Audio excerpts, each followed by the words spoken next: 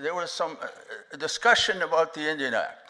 And in my notes, I have some notes on the Indian Act. And Rary already talked about the policy behind it. And I want to emphasize what he already said, is that what the Indian Act wanted to do is to do away with Indian people, as they're called in the Indian Act. They want to do away with it, to get rid of people. So there were three main policies. The old policy, get rid of Indian status. The other one was save money. And the other one was push the responsibility to the provinces. And in my comments, you'll see how that has been implemented. I'll come back to that. So there was unconscionable control over the people who were put on reserve. And the only reason for the survival of treaty nations is because people refused to submit to it. And that's the legacy that you have as you ask yourselves, what are we going to do next? You have a legacy that your parents, your ancestors have refused to disappear under a policy that had that goal. It didn't work. You're still here. So I think it's important to view the enterprise here as one of resistance and survival, and that's what I want to talk about, just to mention some general points that might be helpful as you think these things through and make the decisions that only you can make. In the materials that you're going to get by email, there are lists of the attempts at changing the Indian Act. So I'm not going to go through that. It can be relatively boring in a way like so. You can read all about it, okay? So I'm going to skip that part. Let me just say this, that there have been attempts to get rid of the Indian Act, including some of my friends who are here today have been involved in a particular Manitoba venture, the Framework Initiative. Where's Robert Wavy there? I saw him earlier, but he's probably going somewhere. And other people who were involved in the Framework Initiative. That was one of the attempts to eliminate, the control of the Indian Act, but there have been a number of them. What has remained is generally the new legislation that is opt-in legislation. That is, people have the option of coming under that new legislation. I want to talk now about something important, which is the new policy. So that was the old policy. What's the new policy now? We introduced it, and I think the Treaty Commissioner talked about it. Nation to nation. What does that mean? In the Royal Commission that I served on, we addressed that question. And we came up with a definition of a nation for purposes of self-government. Nobody's paid much attention to it. You can read that too when you get the email, or you can read the RCAP final report. I won't go through all of that. What I want to do is to offer some of my thoughts about how can we turn this idea of nation-to-nation relationship to good use in your negotiations with the government. I have looked at many definitions of nation. Many of them. I cannot find a definition of a nation that makes sense in the context of this federal policy. I can't. For example, nation to nation, what about Quebec? The Harper government passed a resolution in Parliament saying there's a Quebecois nation. So which nation is dealing with whom? I can't find anything like that. So I gave up. So I said there's another way, and this is my way. I think there's another way you can eliminate a lot of the complicated language, and you can arrive at the same ideas. And it's this. Never mind trying to find a nation, because the government is dealing with all kinds of organizations anyway, including Indian Act bands. So how can we think about nation to nation? And my suggestion is this. Look for the principles, look for the ideas that apply when you have two artificial nations that are free, independent, and equal. So to me, you don't need all the jargon about, that you usually hear. And instead, conceptualize, think about two nations dealing with one another that are independent, free, and equal. Well, what would that yield? All right. Well, first of all, one nation does not set the rules. There you go. Another idea would be, well, there are no limitations. There are no limitations on any party. The two nations are equal. So one nation does not limit what it is prepared to negotiate with another nation. The only limitations that apply where you have free, independent, and equal nations are those limitations that have two features. You've probably thought about them already, because I think this is all very straightforward. The first one is that they've been specified. And the second one is they've been agreed. So the only limitations on your power, your authority, your dignity are those to which you have agreed because they have been laid before you and you've consented to them. And one of the points that I like to emphasize is the principle of consent. The principle of consent is not well understood. Where do I look when I want to find the best ideas for treaty nations?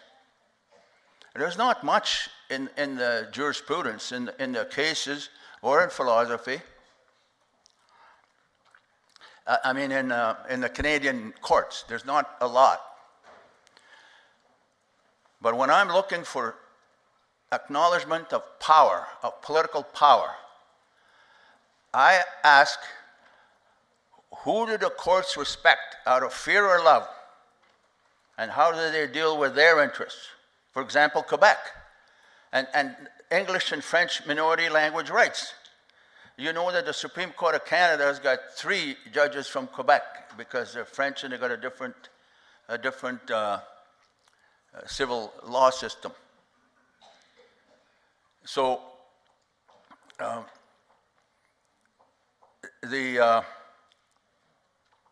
lost my train of thought. I was dealing with the principles of a nation to nation relationship, yes, and I was going to emphasize the point of consent.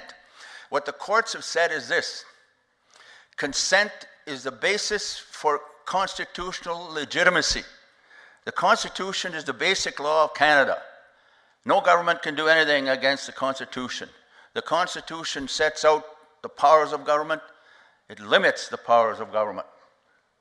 And the courts have said consent is the basis of constitutional legitimacy. If the governed have not consented to it, it's not legitimate. It's de facto. That is, it operates so that you can't go back after, when it's legitimized, you can't go back and throw the people in jail. You have to legitimize it. It's called the de facto doctrine. So that was not developed in the treaty nation law. That was developed in provincial French minority language rights in Manitoba. The first major case on that was the Manitoba Language Reference Case of 1985. And then there's a long line of cases in the Supreme Court of Canada that follow that. And for those who are interested in the paper that I have, I wrote a paper in a law journal in New Zealand on these ideas, so you can read all about it at some other time. So that is one contribution that I make, is I try to suggest that the nation-to-nation relationship is typical ambiguous, uncertain talk, because different people have a different thing in mind when they say nation. And I can't find any notion that would make everybody happy. So there you go. That's one idea. One of the suggestions that I have is for constitutional change. Remember I said the Constitution says who has power, who has what power, and what are the limits to that power. Now, if Treaty 5 says you have self-government power, but if the rest of the Constitution says, oh no, it's the provinces and the federal government that have power, how are you going to make the two work together? My view is this. What ought to be done by treaty nations like yourselves who want to get ahead, and this involves all First Nations across the country, you should develop amendments to the Constitution. Constitutional reform is absolutely essential. And I say, if you don't have constitutional change, you're not going to achieve a proper state-indigenous relationship. You need constitutional reform. Now, there's two basic kinds of constitutional reform. One is a straightforward amendment. For example, I'll take one that Rory mentioned, the Northwest Territory Order of June 1870. Well, if you look at Section 35.1 of the Constitution Act 1982, it says that Aboriginal leaders are to be invited at a national conference to discuss a constitutional amendment which involves the following: Section 35, Section 91, 24, blah, blah, blah. What's missing? The Northwest Territory Order. And Ray talked about the significance of the Northwest Territory Order. But it's not in the list of things that are to kick in the National Conference on constitutional reform. As Ray mentioned, a lot of people don't know about that order. It's kind of in a schedule, kind of in the middle of the constitutional documents. But let me tell you, there's a lot of strange things in the Constitution of Canada, including sawdust and wood chips too. If you don't believe me, you can find that schedule, and I can send it to you by email. But our Constitution has wood chips and sawdust in it. It has to do with Section 92, capital A, which has to do with natural resources, and the schedule gives us a definition. But I remember I laughed hard when I heard about that. We're probably the only constitution in the world that has sawdust in it.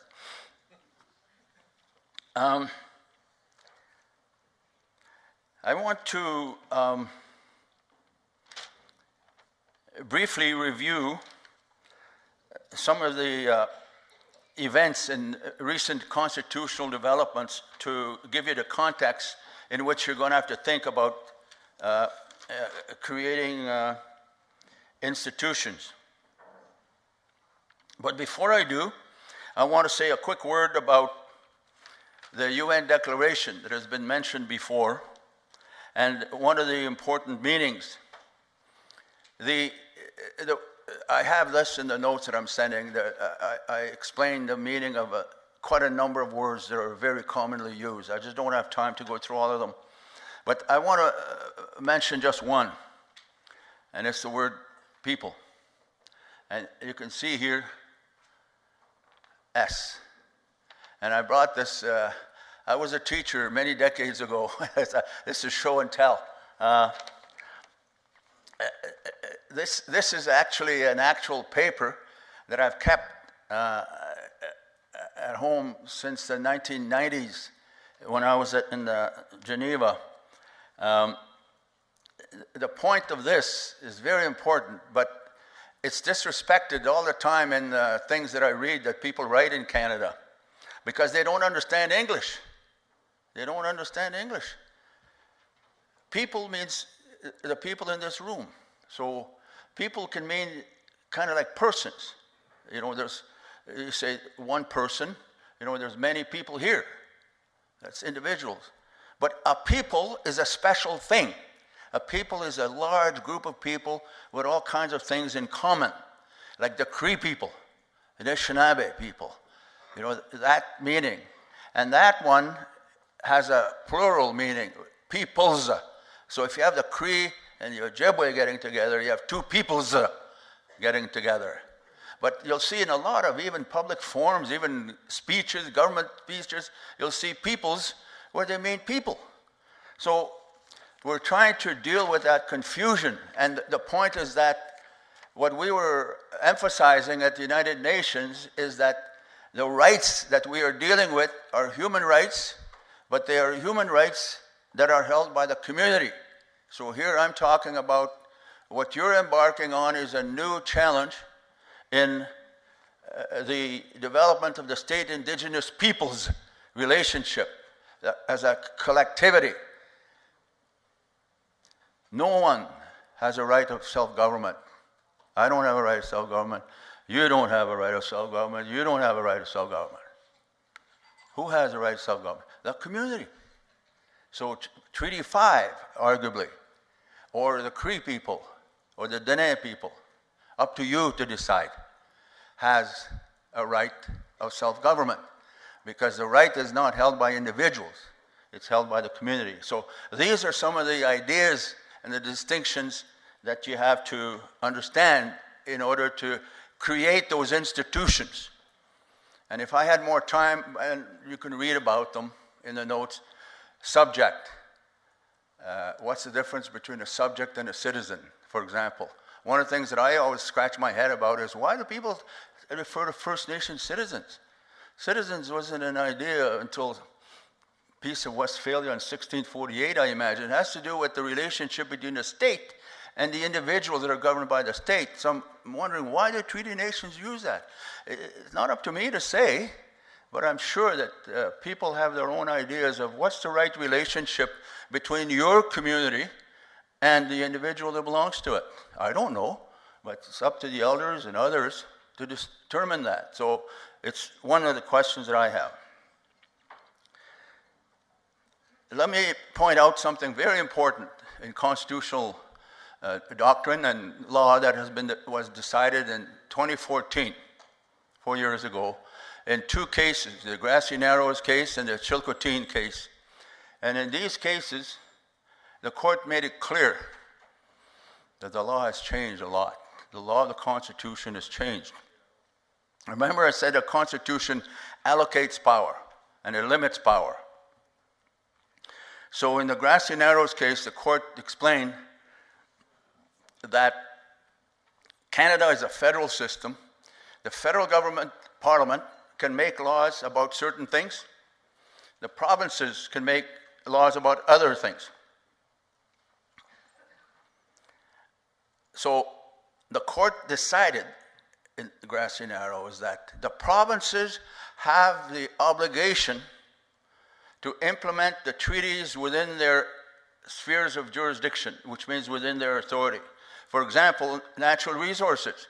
You know that sawdust and wood chips schedule that I mentioned? That's a 92A, that's about natural resources and who can tax them. And these very important powers belong to the provinces. So you have to remember that when you're dealing with the federal government, you're dealing with a federal policy now, nation to nation. But it'll never be complete. Once you get to the negotiating table and you talk about natural resources and so on, you say, well, you've got to talk to the province, you see? So what has happened here through the courts is a major change because the historic policy was one of protection of treaty nations, protection of all the indigenous people. And that policy of protection meant that the government would keep away from the local level of government the power to deal with the lands and the interests of the indigenous people. And that's why we have Section 9124 of the Constitution Act 1867, which says that it's the federal parliament that has the power over what's called Indians and Indian lands. But you see, the courts have changed that. The courts have changed that. They've now said, yeah, but the provinces have that power. So that old policy of protection by keeping the power away from the local people has been taken away. So that's a huge change in Canada's constitutional history, and it's a monumental change in the state-indigenous relationship. It has tremendous significance. So that's one of the reasons that I say constitutional change is necessary. The question is, who is going to decide the state-indigenous relationship? Who is going to decide the relationship between Treaty 5 and Canada? Is it the judges that were appointed by the government? The judges sit on Canada's courts. Who do you think they're bound to side with? So you have to change the Constitution. That's why I say you need constitutional amendment. And that's one of the reasons. And my suggestion would be this. When we participated in the constitutional reform meetings in the 1980s, there's a lot of pressure when you try to come up in meetings, come up with a position, come up with a view. That pressure is not there right now. Because if I said we should do it right away, people say, that Chartrand is crazy. You said, because nobody's going to accept it because it'll wake up Quebec separatism and all this kind of thing. So what I'm saying, well, isn't it a good time for treaty nations then to get together and to come to a common position on the kinds of constitutional changes that are needed? So that's one point. The other point is this. The constitution of a country is a very complicated thing. You can change it by your political action. I've already talked about constitutional amendment. That's governed by certain provisions of the Constitution Act 82. But there's another way to change it. The way, for example, that the office of the Prime Minister came to life, came to be a part of the way that power is distributed in Canada. You will not find the word Prime Minister in the Constitution of Canada until 1982. And then they gave him the job of calling a meeting. So how did the Prime Minister's office become so important in Canada's constitutional makeup? So important that the people who are experts in this call Canada the least democratic of the democracies.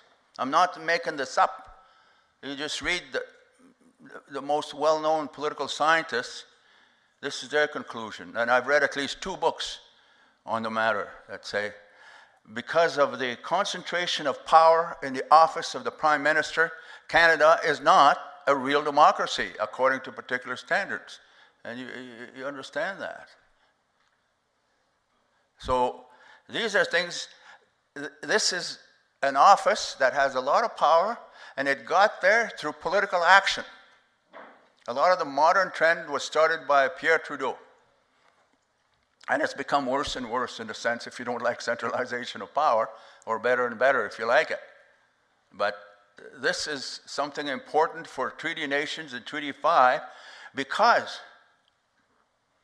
in my argument, which I've published, treaty nations too are relevant constitutional actors, which means your political action can change the Constitution. Work through Treaty 5.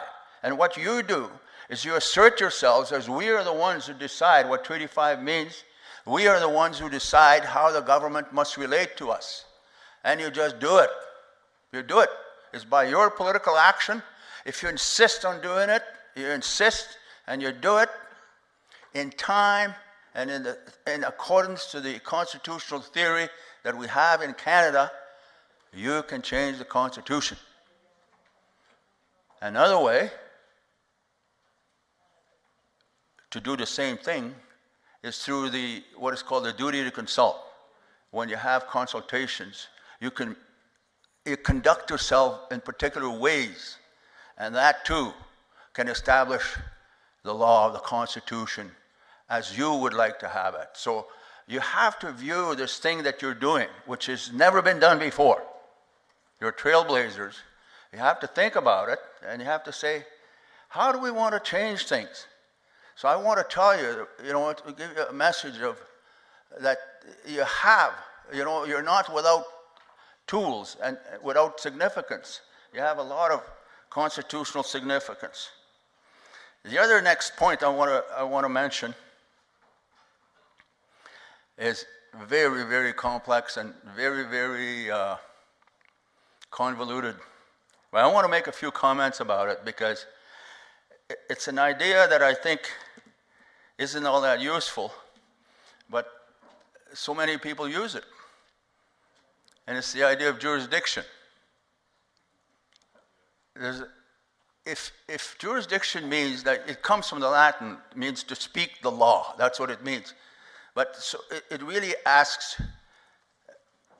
refers to the power to make laws or the power to decide. So authority, that's what it means. So if you look at my model that I proposed of a nation-to-nation relationship, what's the answer to jurisdiction? You have all the power that you need to look after yourselves, after your interests, right? Belgium doesn't argue with Norway and say, Norway, you don't have authority over this, you have authority over that. And that's where at least my analysis has gone beyond what we said in RCAP. In RCAP, we propose a pretty complicated notion to deal with the concept of jurisdiction. But my view is this, that you don't need it. And you can challenge the government of Canada. You can say, nation to nation, if you have free, equal, and independent nations, then you have all the power that you need. So don't come to us saying, we don't recognize that you have this power over whatever you want. Nation to nation, that's what it means. So, one point on that is there are ready-made ideas for you to adopt. The biggest, most powerful treaty relationship on earth is the European Union. None of the countries in the European Union deny that another country has the power to make laws, but they have an agreement to share tasks. It comes by consent. And so their principle there that you'll find in the European Treaty, the Maastricht Treaty, is subsidiarity. So that's one big word that I'll throw out today, just because I want to tell you that under the nation-to-nation relationship, free, independent, equal nations, you have all the power you need. And if you want an example of how that's already working, look at the European Union. But people in Canada don't often look over in Europe. But we're a federal system here, and people have been bamboozled by governments telling you, no, you don't have this power, you don't have that power. So this idea gets rid of it. However, my job here is to talk a little bit about institutions of self-government. Institutions, ways of doing things. So the decisions that you have to make as Treaty 5 nations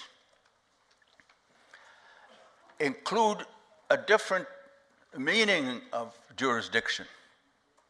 Because, at least according to the RCAP, you're not obligated to take on all the powers, to look after yourselves using all the powers. You have a right to choose. There are negotiating tables on certain sectors, for example. We're going to deal with, this subject or with that subject. So there are 4 things to keep in mind in jurisdiction. And it's for a treaty nation saying, okay, we're going to start out. We don't want to do everything. So you have a choice of saying we're going to undertake limited jurisdiction. That is, we're going to limit the subject matters over which we want to govern. The subject matter. So the first aspect of jurisdiction is subject matter jurisdiction. The second one is jurisdiction over the person. Who do you want to control? Who do you want to boss as a Treaty 5 nation? Do you want to boss only the people who belong to your treaty nation? Well, who is that? See, so you're going to need a membership code of some sort. Who belongs? Do you want control over the interests of those people alone?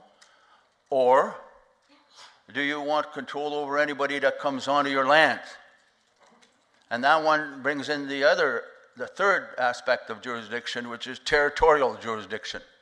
Do you want to assert that you have jurisdiction or authority to govern anyone who comes on your territory, whether they belong to you or not? These are questions that you have to face. And finally, and I think this is the most important one for small nations,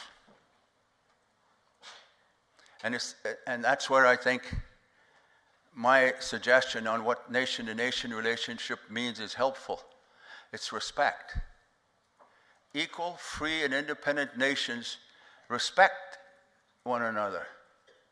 And the fourth part of jurisdiction for self-government purposes is, there's another big word, comity of nations. A comity, C-O-M-I-T-Y, which means respect for the other's authority. So, for example, if a First Nation took control over a particular subject on reserve only, say, okay, we're governing this from now on, then a person breaches your law. But people travel, he's somewhere else, and he ends up in court. Federal court, he ends up in Queen's Bench Court. Is the court going to pay attention? Is the court going to respect your decision? That's called comity. That means respect for decisions made by the other nation. So that's the fourth part of jurisdiction. So as you can tell, the context for thinking about the creation of institutions is not straightforward. When you're thinking about it, you have to get an understanding of ideas that are basic and fundamental to the way that free, independent, and equal nations operate on. And you have to be reasonably familiar with a range of words, because I will say this, that for many people it's very tempting to worship words. And people will take a word and they will give it or assume that it has a definite meaning. They worship that word. They're seduced by that word. Words don't have natural meanings. Words mean whatever people decide they mean. I just gave an example when I started talking. So some of these young people, they use words they never heard before. They mean different things. They decided like that. I see new words every month.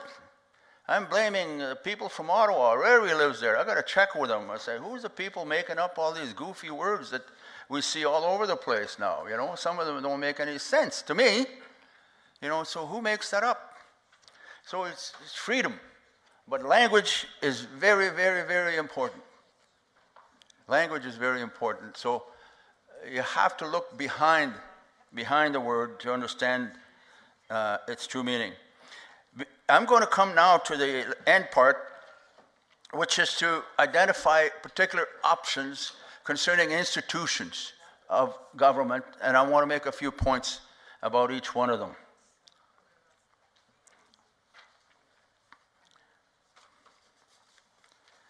I just want to say something that I kind of forgot or skated over in my quick notes here, because I'm trying to do justice to the forum here and not take all that much time. I didn't go through a detailed review, as I thought I might, of the constitutional evolution of Canada. But I want to mention and I want to honor a Treaty 5 person who was a friend of mine for his contribution to the evolution of the Canadian Constitution, and that's the late Elijah Harper from Red Sucker Lake, who, as you will know, said no in the Manitoba legislature and helped to kill the Meech Lake Accord. And he'll go down in history before that, but I'll tell you just a little story about it. One time, I was in Toronto Airport with Elijah. I think it was Toronto or Ottawa, and we were flying back to Winnipeg, I guess. And it was at the time around about '87, the Meech Lake Accord and that, and he was in the news a lot. And his picture was all over the place, and so people were staring at him everywhere, and I was really embarrassed because I used to people staring at me like that, and they were staring because I was walking with them, and we sat down to have a coffee or something before the flight took off, and so some man came and wanted his autograph, and so Elijah signed it, Elijah Harper, MLA. At that time, he was a member of the Manitoba legislature. And then he gives the man back his business card and he says, MLA. That does not mean Meech Lake Accord, he said. but anyway, he had a lot of really good lines, and I borrow them every once in a while, like, after lunch. I could have used it today, but I wasn't the first speaker after lunch, but he was one time. He said, now that we're all fed up. Another one I think I used the last time I spoke to a treaty group one time, and I said this. I said, I'd like to say a few words before I speak. Anyway, but I always try to acknowledge the people that said things, some of which illustrate my point that I think we were born with an enlarged funny bone. Here's something that I find worrisome about this nation-to-nation policy. The policy led to the split of Indian affairs. One is called Canadian Indigenous CIRNA, Canadian Indigenous, Crown Indigenous Relations Department. That's Minister Bennett's. And this, they said, well, this was recommended by that Royal Commission that I served on. Okay, and the reason is this, our thinking.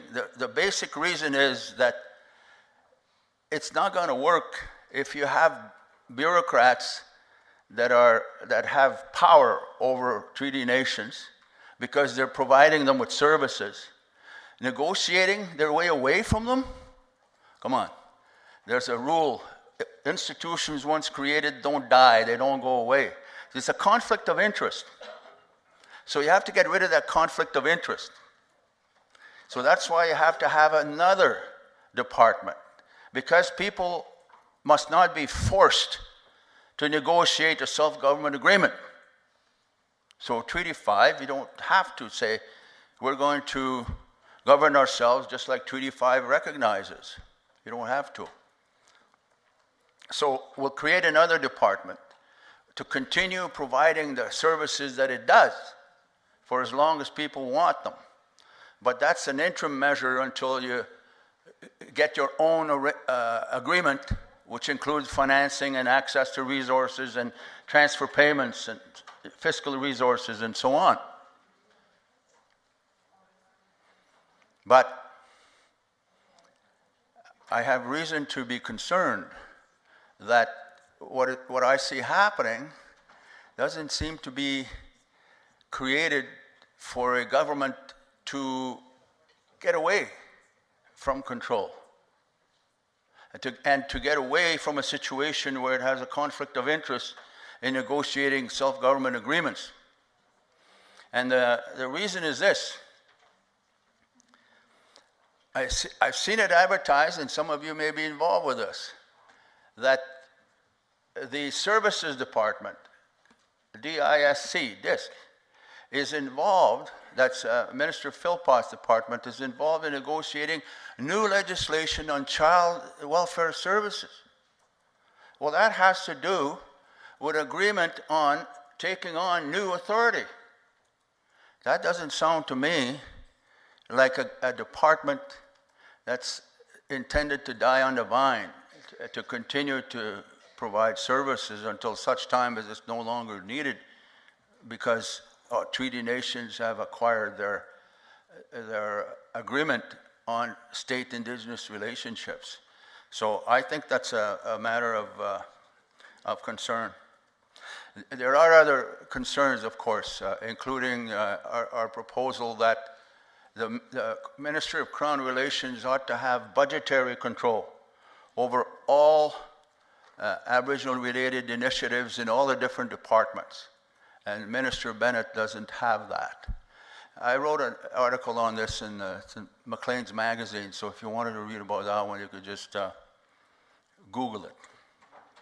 I want to conclude by mentioning a few of the kinds of institutions that are available to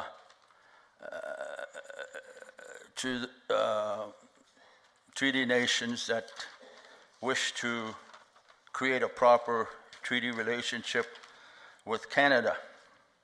There are a number of them, and I want to emphasize at the beginning that most of these are not established institutions. Exactly how they're going to work, how they're going to be built is still pretty fuzzy. And who's going to decide exactly how they're going to work and take the fuzz away? You. As I said initially, you're doing things that haven't been done before. So you're in a position then, if the nation-to-nation relationship really means something, where free, independent, and equal nations are meeting to reach an agreement, then you can decide how these institutions will work out. And I'm just going to mention them briefly. One is that you decide that you want to fit in within the federal system of Canada. Canada is a federal system, federal government, and provincial governments. So there's a number of options, but they involve the provinces. One of them, which is made by Professor Tom Crushane from Queen's University, and he's got a recent book on it. He suggests, well, you could create an Aboriginal province with province-like powers. That's one way to plug yourself in, as it were, to the Canadian federal constitutional system. And the attraction for a kind of institution that follows provincial lines and federal lines is that in our experience, we know that provincial power trumps treaty rights. Provincial power trumps treaty rights. I didn't say provincial rights. I said provincial power trumps treaty rights. And I'll just give you one or two examples. One is the James Bay Northern Quebec Agreement of 1975 with its later amendments. The agreement ended where? At the Ontario boundary. So what's the difference between the Cree on this side of the border and the Cree on the other side of the border? You see, so you will know as well from your experience that it's not easy to deal with, more than the province in which your reserve boundaries lie. So that's why we can say, I think, legitimately, that provincial power trumps treaty rights, and you have to consider that, and you have to change it, and you have to look at, well, what power do we have to challenge provincial power? There's not that many sources of power in Canada, of political power. What do you have? You can influence public opinion, which will influence votes. You use money, and you can use civil disobedience. Those are the only sources of power that I can think of. And then you have to decide how much of these have I got. What kind of leverage have I got? Rights mean something. Rights mean something. But I'm going to tell you a fact that comes from international experience to tell you that rights are usually best nurtured, best respected in places that have respect for rights. And if your rights are not respected, they don't count for anything. Human rights included. I saw at the UN countries that are dictatorships. They deny that there's indigenous people there. They happily accepted the declaration. Well, we don't have any. You see, I remember one story when I was living in Australia. There was an Indonesian general, and his soldiers had just gone, and there was 1,000 people, and they'd killed about 500 of them or something like that. And the news reporter asked that general, they said, an Australian news reporter said, your people killed 500 out of those 900 people. What do you have to say? And of course, they're thinking he's going to say something to excuse himself. No, said he was really mad because they didn't kill them all. So the thing is, rights only go so far. Rights are only good for people who are going to respect them for whatever reason. So those reasons are usually hard-nosed reasons, and it's a tough world. So it's not easy to.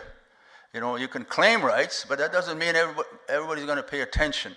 So that's the context in which, you're going to be blazing a trail, as it were, to make that Treaty 5 effective in that state-indigenous relationship.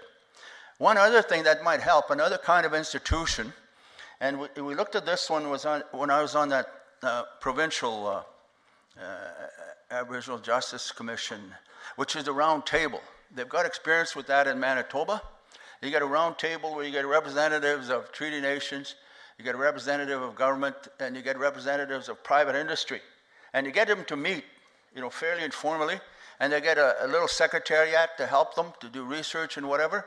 And you get together and try to see how you can work together. So some people think that's one way to try to make progress and trying to move ahead. But that's for the province. As I said, what I was looking at now is institutions that engage the province. What I want to comment on a little bit now, briefly, and there's only almost done, is for those of you who want to know when you have to wake up, is introducing your own laws. To introduce your own laws. So in light of what I said, there's no question. If you want to introduce your own laws, you have to do it. You can just do it. But for a lot of treaty nations, your law is not written on a wall, or it's not written in a book. So that's a bit of a dilemma.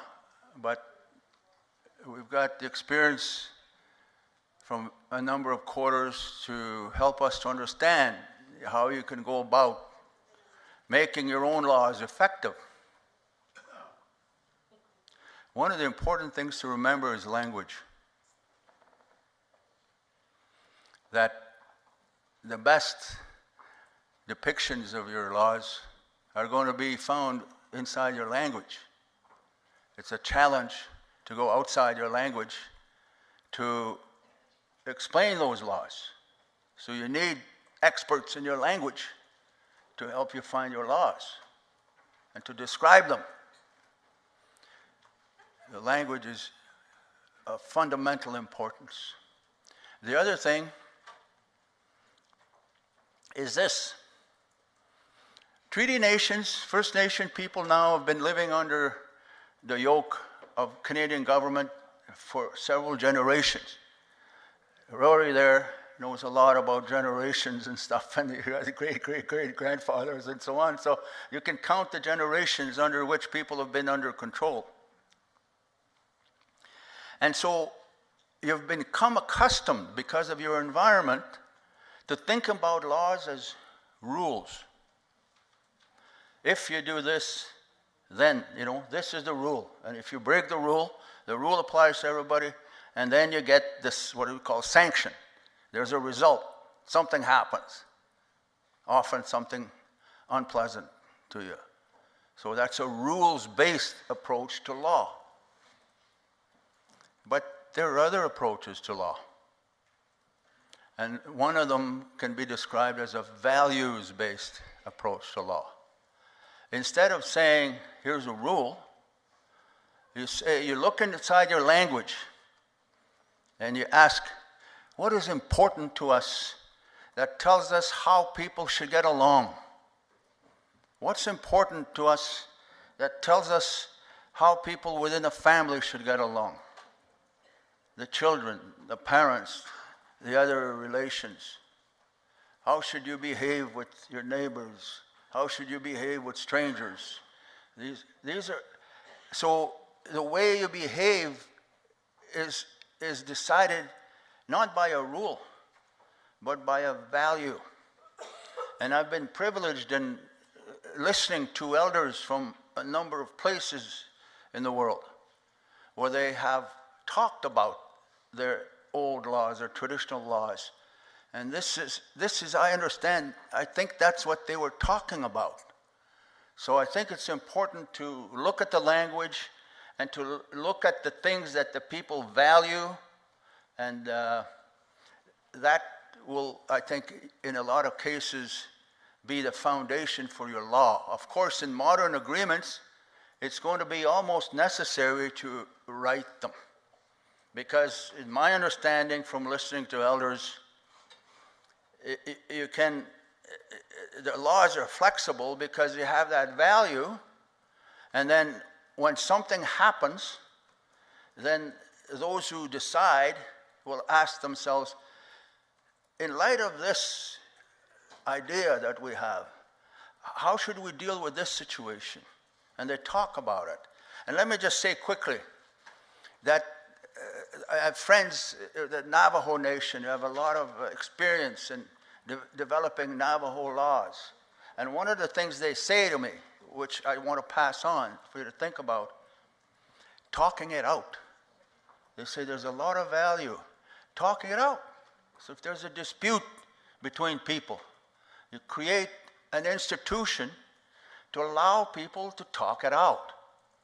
So I think that's a valuable idea, is to say, look, instead of having these rules, can you have instead a different way of dealing with the application of your laws? You create a place that everybody understands, and you get together and you talk it out. So that's another institution. That's an institution. Another thing that is a major gap in making Treaty 5, the relationship with Canada, effective, a major gap is Canada's not complying with international standards that require the state to recognize what we call the juridical status of the treaty nations, of First Nations. What that means is that the system in Canada, as in other countries, must have a way of giving legal recognition to your existence. Right now, when people go to court, they sometimes go as a Indian Act band, or you can go to court as a corporate body. If you look at the modern treaties or self-government agreements, let's say like the West Bank self-government agreement, it has a provision that says West Bank has these two lines of authority. One, to make these laws that are agreed here, and also the capacity, legal capacity of a natural person, which is legal talk, which means you're able to enter into contracts and so on and have legal relations with other people. And so some of you will know, TFAO is an example, that the government usually requires, it doesn't pay attention to Treaty 5 as such, or to the descendant signatories who signed the adhesion in 1910. Betsy Anderson was there.